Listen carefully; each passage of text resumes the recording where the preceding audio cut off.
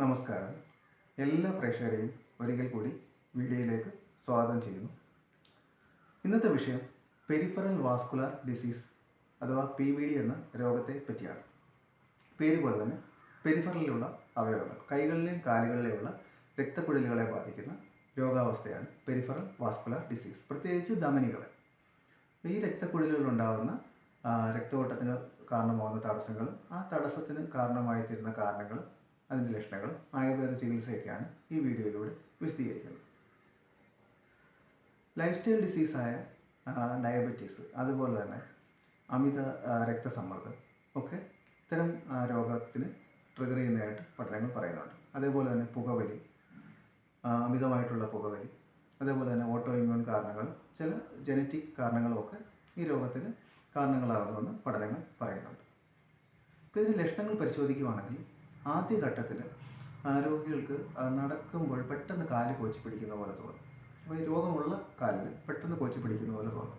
OPD ഒന്ന് പരിശോധിക്കുമ്പോൾ നമുക്ക് ആ പൾസിലൊക്കെ വേരിയേഷൻ, കാലുകളിലുള്ള പൾസ് പരിശോധിക്കുമ്പോൾ വേരിയേഷൻ അറിയാൻ പറ്റും. അപ്പോൾ ഒരു കാലിൽ രക്തോട്ടം കുറഞ്ഞു വരുന്നതായിട്ടൊക്കെ നമുക്ക് കാണാൻ പറ്റും. അപ്പോൾ ആ കൂടുതലായിട്ട് പരിശോധിക്കുമ്പോഴത്തേക്ക് തണുത്തിരിക്കുന്നതായിട്ടോ ഒരു വിളർച്ച ബാധിച്ചതായിട്ടോ ഒക്കെ നമുക്ക് കാണാൻ പറ്റും ആദ്യഘട്ടങ്ങൾ. പിന്നീട് ഇത് ശ്രദ്ധിക്കാതെ പോയി കഴിഞ്ഞാൽ ഇത് പിന്നീട് കോംപ്ലിക്കേഷൻസിലോട്ട് പോകും. കാരണം കൂടുതലായിട്ട് രക്തോട്ടം കുറഞ്ഞു വരും. അപ്പോൾ രക്തക്കുഴലിൽ ത്രോംബസോ അല്ലെങ്കിൽ അടയാനുള്ള കാരണങ്ങൾ കൂടി വരും. അപ്പം ഈ രക്തക്കുഴലുകളിൽ അടയുന്നത് മൂലം താഴോട്ടുള്ള പേശികളിലേക്കുള്ള രക്തോട്ടം കുറഞ്ഞു വരികയും പിന്നീട് മുറിവുകളൊക്കെ ഉണ്ടായാൽ കരിയാൻ പറ്റാത്ത രീതിയിലേക്ക് ആയിത്തീരുകയും ചെയ്യും. പിന്നീട് ഇതിൻ്റെ ഒരു കോംപ്ലിക്കേഷൻ എന്ന് പറയുന്നത് കുറഞ്ഞ കാൽവിരലുകളൊക്കെ മുറിച്ച് മാറ്റുന്ന അവസ്ഥ വരെ ഉണ്ടാവാറുണ്ട്, പൂർണ്ണമായിട്ടും രക്തോട്ടം കുറഞ്ഞു പോയി കഴിഞ്ഞു. അപ്പോൾ അതുകൊണ്ട് ഇത്തരം പ്രശ്നങ്ങൾ ഉള്ള രോഗികൾ ആദ്യം തന്നെ, നേരത്തെ പറഞ്ഞ് കുറച്ച് ദൂരം നടന്നു കഴിയുമ്പോൾ പെട്ടെന്ന് കാല് കോച്ചി പിടിക്കുന്നു, അതിന് ക്ലോഡിക്കേഷൻ എന്നാണ് പറയുന്നത്. അത്തരം ലക്ഷണങ്ങളൊക്കെ ഉള്ള രോഗികളാണെങ്കിൽ ആദ്യം തന്നെ ചികിത്സ എടുക്കുകയാണെങ്കിൽ വളരെ കൂടുതൽ കോംപ്ലിക്കേഷനിലേക്ക് പോകാതെ ചികിത്സിച്ച് ഭേദപ്പെടുത്താൻ പറ്റും. പിന്നീട് ഈ ഉണങ്ങാത്ത മുറിവുകളൊക്കെ ആയിട്ടോ അതല്ലെങ്കിൽ അൾസേഴ്സ്, ഫുഡ് അൾസേഴ്സ് ഒക്കെ ആയിട്ട് രോഗികൾ വരുമ്പോഴത്തേക്ക് അത്തരം രോഗാവസ്ഥ ചികിത്സിക്കുക വളരെ പ്രയാസമേറിയ ഒരു പ്രശ്നം തന്നെയാണ്.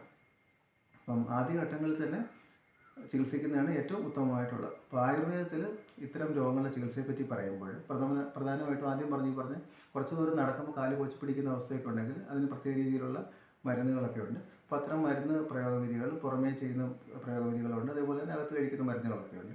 അപ്പോൾ അത്തരം മരുന്നുകൾ കൊണ്ട് തന്നെ നമുക്ക് ഈ പ്രശ്നങ്ങൾ മാറ്റിയെടുക്കാൻ പറ്റും. പിന്നീട് നേരത്തെ പറഞ്ഞ ഓട്ടോ ഇമ്മ്യൂൺ ഇഷ്യൂസൊക്കെയാണ് കാരണമെങ്കിൽ അതിൻ്റെ യഥാർത്ഥ കാരണം കണ്ടെത്തി, ഇപ്പോൾ ശീലങ്ങളാണെങ്കിൽ ശീലങ്ങൾ മാറ്റിയെടുക്കേണ്ടി വരും.